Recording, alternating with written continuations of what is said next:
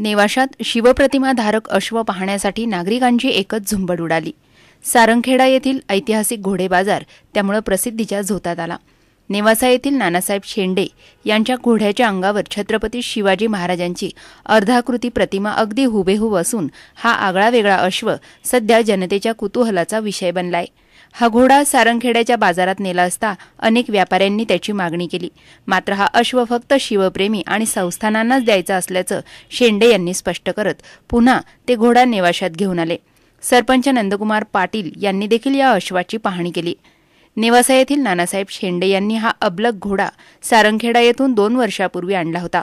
हा घोडा जसजसा मोठा होऊ लागला तसतशी त्याच्या अंगावरची शिवप्रतिमा अधिकच स्पष्टपणे दिसू लागली। निसर्गाचा हा चमत्कार म्हणून या घोड्याला शेंडे यांनी अगदी घरातल्या एखाद्या सदस्याप्रमाणे वागणूक दिली। हा 32 लक्षणी अश्व केवळ शिवप्रेमी संस्थांनाच द्यायचा असल्याचं नानासाहेब शेंडे यांचं म्हणणं आहे। का सगळे जण आम्हाला विचारतात तुमच्या घोड्यावर शिवाजी महाराजांची प्रतिमा आहे तर आम्ही तेव्हापासून ते येणारे जाणारे त्यांना आणि आल्यानंतर त्यांना दाखवतो बाई हे महाराजांची प्रतिमा आहे असं हे सगळं त्यांना काही समजून सांगतो। आणि त्याचे दुसरं एक वैशिष्ट्य असं का हा घोड्याला पूर्ण असं जो गुंड्या असतात तो देवमन कंड पायी पद्म आणि जे बालभौरी एकदम ते जे असे क्लिअर आहे आणि त्याचे जे कलर आणि त्याचे कान हे सगळं एकदम व्यवस्थित आहे। कुठं काही असं त्याला बाद वगैरे काही नाही।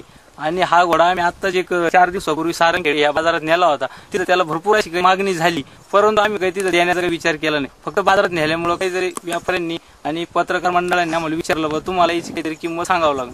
मग आम्ही त्याची काहीतरी अशी किंमत सांगितली आणि पण घेणारे बी बरेच उत्सुक होते परंतु आम्ही त्यांना काही तिथे घोडा दिला नाही। आम्हाला घोडा देण्याची इच्छा जे शिवाजी महाराजांवर प्रेम करणारी व्यक्ती आहेत अशांना आमची घोडा देण्याची इच्छा आहे।